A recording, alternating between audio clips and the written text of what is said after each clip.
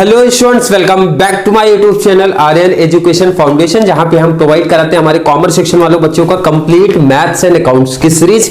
Topic चलेगा sir एक new concept किसके लिए, टीवाई बैफ। अब बीकॉम वाले आप लोग का ये टॉपिक नहीं है, तो टीवाई बैफ थंबनेल पे ऑलरेडी दिखेगा। टीवाई बैफ सेम 6 में आपका ये टॉपिक है, एमकॉम वाले सेम 1 में टॉपिक है।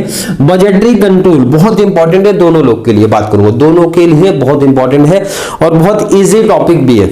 टॉपिक्स बहुत इजी है बट बच्चे थोड़े से परेशान होते हैं क्योंकि 1 से 2 एंट्री हमारी इस तरीके से पूछ लिए जाते हैं कि बच्चों को थोड़ा सा कंफ्यूजन क्रिएट होता है। जैसा फाइनल अकाउंट में हमारा होता था, जो बच्चे ऑलरेडी फाइनल अकाउंट की आइडिया, फाइनल अकाउंट में सर 1 से 2 एडजस्टमेंट ऐसा कुछ पूछ लेते थे कि भाई 70-60% बच्चे परेशान हो जाते थे।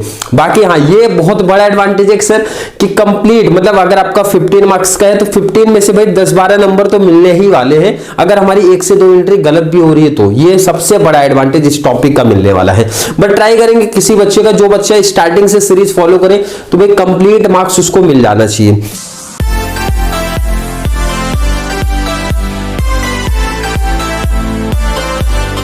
टॉपिक है पहले तो प्रैक्टिकल के पॉइंट ऑफ व्यू से चल रहे हैं सर। बजटरी कंट्रोल में हमारे प्रैक्टिकल क्वेश्चन कौन कौन से बन सकते हैं एंड प्रीवियस ईयर में क्या क्या आया है।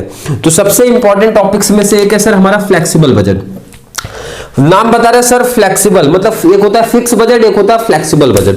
तो ये बोल रहा फ्लेक्सिबल हो भाई में चेंजेस होते रहेगा, कैपेसिटी इनकी चेंज होते रहेगी। कभी वो 100 यूनिट्स का प्रोडक्शन करेंगे, कभी सर 120 का कर देंगे, कभी 140 का कर देंगे, कभी 80 यूनिट्स का प्रोडक्शन करेंगे। तो सपोज आपको सम कैसे आएगा, देखो एक बेस समझो आपके कैसा आएगा, क्योंकि नेक्स्ट हैशटैग 2 से ऑलरेडी फ्लेक्सिबल ही चलेगा, बट एक बेस समझो आप कि भाई हमारी कंपनी थी 100 मार्कर बनाती थी। ध्यान से सुन लो, सिंपल लॉजिक कि ये 100 मार्कर बनाती थी सर, अगर 120 मार्कर बनाएगी भाई तो मेरा बजट क्या होगा, बस वही आप बना दो।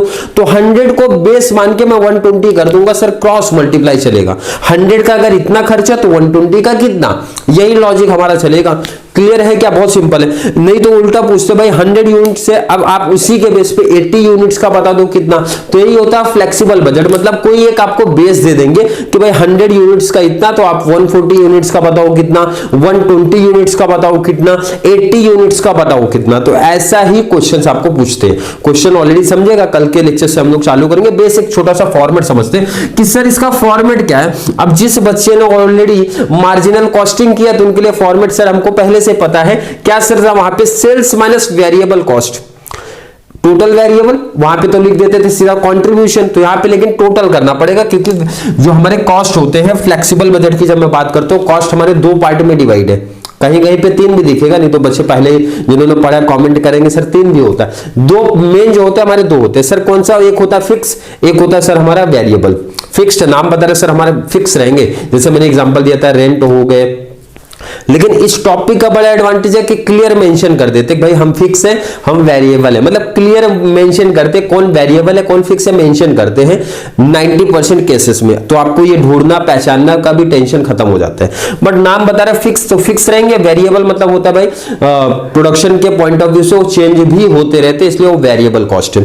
एक होता है सेमी वेरिएबल कॉस्ट, जो कुछ केसेस में फिक्स होता है, कुछ केसेस में वेरिएबल भी होता है। तो उसका टेंशन नहीं। देखो कोई बच्चा अब ये ना बोले कि सर हम कैसे पहचानेंगे, तो ऑलरेडी मैंने क्या बताया, क्वेश्चन जब करेंगे तो वहां समझेगा बहुत सारे टॉपिक्स में 90% केसेस में आपका फ्लेक्सिबल बजट क्लियर मेंशन करता है कौन सा वेरिएबल है, कौन सा फिक्स्ड है, कौन सा सेमी वेरिएबल है। तो वहां पहचानने का टेंशन नहीं है। बट मेन है आप फॉर्मेट आप समझो क्या है। सेल्स में से सर वेरिएबल कॉस्ट माइनस किया, वेरिएबल के कुछ एग्जांपल्स जैसे मैंने लिखे सर, डायरेक्ट मटेरियल का हो गया, लेबर का होगा, वेरिएबल ओवरहेड्स ऑलरेडी मार्जिनल में पढ़ चुके सर, ये हमारे वेरिएबल कॉस्ट होते हैं। इसका टोटल कर लिया और टोटल में से ध्यान से देखो, चलो सपोज कुछ मान के चलो आप यहां पे कि सेल्स हमारा सर 1000 था, मटेरियल आपका 100 हो गया, लेबर आपका 50 हो गया, ओवरहेड्स आपका 50। तो मैंने आपसे पूछा टोटल वेरिएबल कॉस्ट कितना आपका हुआ सर, ये हो गया आपका 200।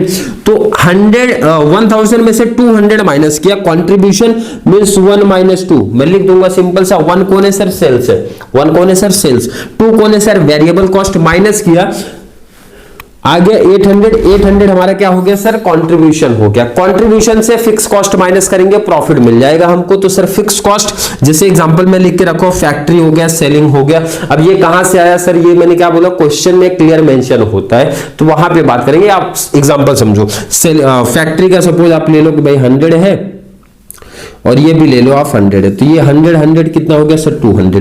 तो 800 आपका कंट्रीब्यूशन है, कंट्रीब्यूशन से सर फिक्स कॉस्ट माइनस करूंगा तो क्या मिल जाएगा, प्रॉफिट मिल जाएगा। कितने का सर 600। यही एक छोटा सा फॉर्मेट है, यही एक छोटा सा फॉर्मेट है। मतलब इसी बेस पे यहाँ पे आपको एक बेस समझ में आ गया कि सर ऐसे ही क्वेश्चंस, मतलब यही मेरा फॉर्मेट है और हर सम में ऐसा ही अप्लाई करूंगा। अब ध्यान से देखो, फॉर्मेट इसका दो तरीके से करते हैं, दो तरीके से। कैसे, कुछ बच्चे बोलते हैं सर मैं पहले दोनों कॉस्ट को ऐड कर लूंगा, वो भी राइट है, कैसा भी कर सकते हो। दो तरीके के फॉर्मेट आप बना सकते हो खुद से ही। क्या करेंगे बच्चे, पहला सेल्स ना लिख के वेरिएबल कॉस्ट लिखते हैं, टोटल कर लेते हैं, फिर फिक्स कॉस्ट लिखते हैं, टोटल कर लेते हैं। तो variable cost plus fix cost उनको मिल गया सर टोटल कॉस्ट। उसके बाद सेल लिख के सेल में से टोटल कॉस्ट माइनस किया, प्रॉफिट मिला। वो भी फॉर्मेट राइट है, ये भी फॉर्मेट राइट है। बट मेरा सजेशन है जो हम लोग मार्जिनल कॉस्टिंग में ऑलरेडी फॉर्मेट कॉपी करते हुए आए हैं, तो उसी फॉर्मेट के पॉइंट ऑफ व्यू से हम जाएंगे और एक ही फॉर्मेट कॉपी करेंगे, ताकि जिनका अकाउंट बहुत बेस्ट नहीं है तो उनको भी कॉन्सेप्ट समझे। अब दो फॉर्मेट का ऑलरेडी टॉपिक अगर आपको मैंने करा दिया तो प्रॉब्लम हो जाएगा। क्लियर है। हाँ, कुछ टॉपिक्स ऐसे जहां पे आपको सेल्स नहीं दिया रहेगा, पूछेंगे टोटल कॉस्ट बता दो, तो वहां पे सेल लिखने की जरूरत नहीं है। फिर तो आपका क्या आएगा सर, सीधा टोटल कॉस्ट ही आएगा, क्योंकि एक से दो एग्जांपल ऐसे जहां पे कॉस्ट दिया है, सेल्स नहीं दिया। बट रिमेनिंग जो सम से हमारे सेल्स दिया ही है, तो उसको इसी फॉर्मेट पे हम लोग जाने वाले हैं। क्लियर है। आई होप हर एक बच्चों को फ्लेक्सिबल बजट का थोड़ा सा कॉन्सेप्ट समझा है।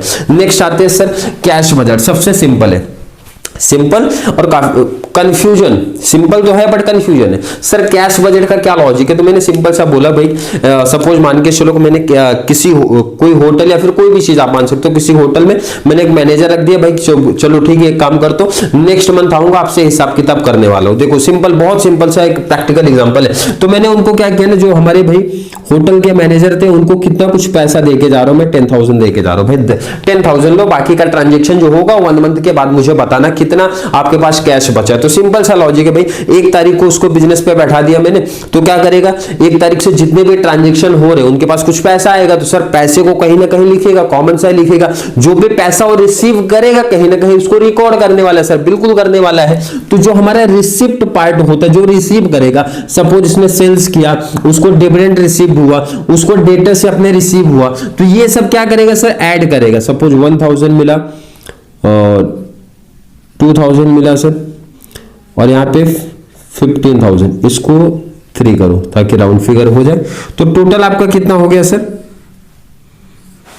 टोटल 15 प्लस 2 प्लस 3 20, और पहले से आपके पास कितना था सर 10, तो हो गया आपके पास 30,000। अब होना चाहिए कि नहीं होना चाहिए सर, बिल्कुल होना चाहिए। मैंने 10,000 पहले से दिया था और उसको 20,000 और मिला, तो टोटल उसके पास कैश कितना हो गया सर 30,000। तो कॉमन सा कुछ खर्चे भी होंगे भाई, लेबर का वर्क दिया होगा भाई, रेंट का पेमेंट हुआ होगा, इस तरीके से कुछ पेमेंट भी किया होंगे सर, बिल्कुल करेंगे, हमारा पेमेंट करेंगे। पेमेंट सपोज परचेज का किया सर उसने 1,000 का,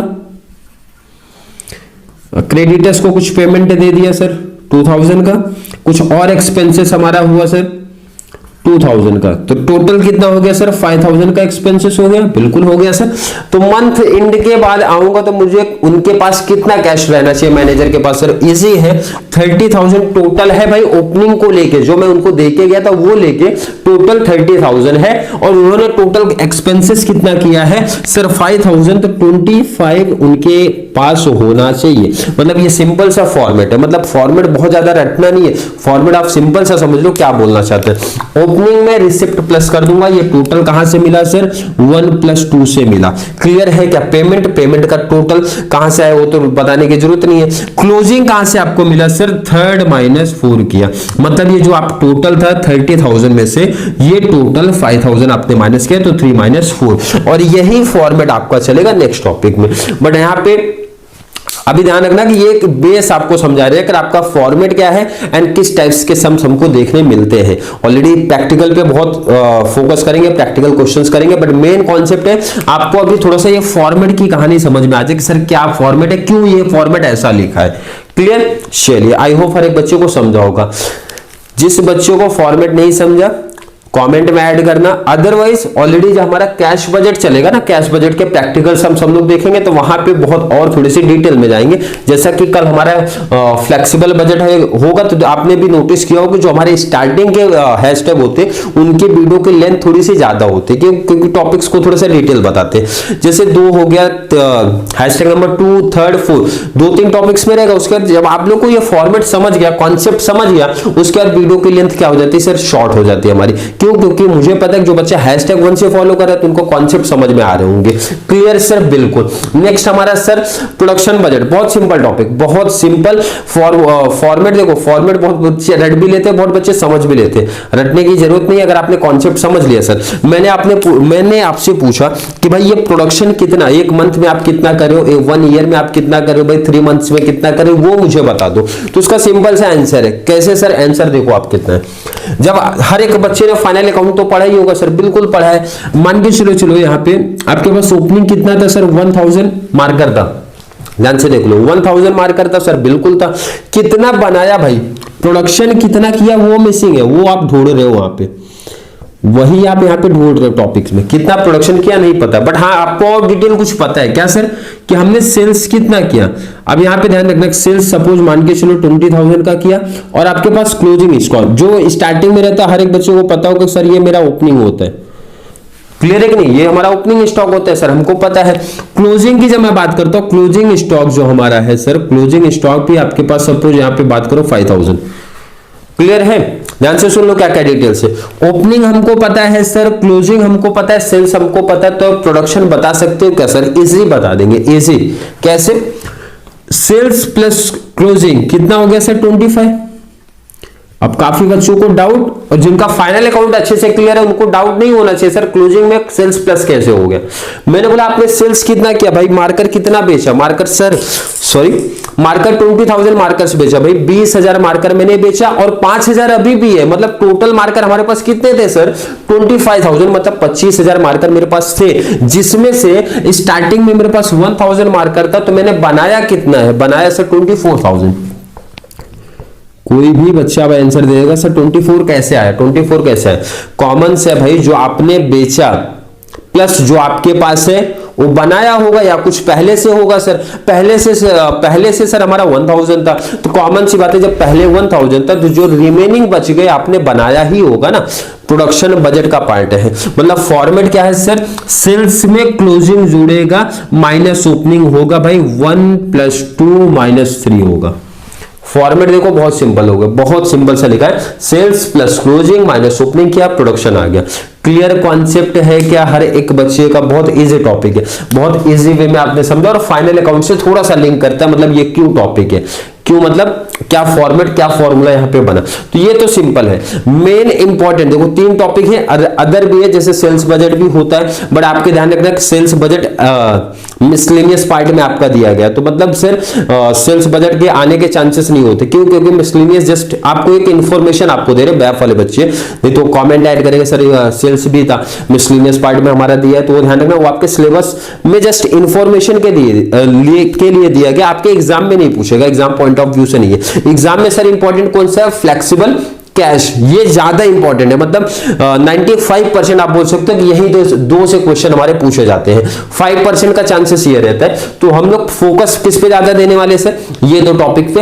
पहला फ्लेक्सिबल बजट कंप्लीट करेंगे, उसके बाद कैश बजट पे जाएंगे, देन 1 से 2 एग्जांपल 3 एग्जांपल देखेंगे। प्रोडक्शन बजट का भी इन केस कभी आ गया तो हम लोग कैसे सॉल्व करने वाले हैं हमारा प्रोडक्शन बजट। क्लियर है क्या? आई होप हर एक बच्चे को कॉन्सेप्ट क्लियर हुआ होगा मैंने क्या बोला। तो चलिए बात करेंगे नेक्स्ट हैशटैग नंबर 2 में, जहां पे हम लोग बात करेंगे सर फ्लेक्सिबल बजट के प्रैक्टिकल क्वेश्चन पे, और उसको बहुत जल्द क्लोज भी करेंगे। तो चलिए मिलेंगे नेक्स्ट क्लास में। वीडियो थोड़ी सी भी हेल्पफुल लग रही है तो वीडियो को लाइक करना, अच्छे कमेंट ऐड करो, जितना ज्यादा पॉसिबल हो सके।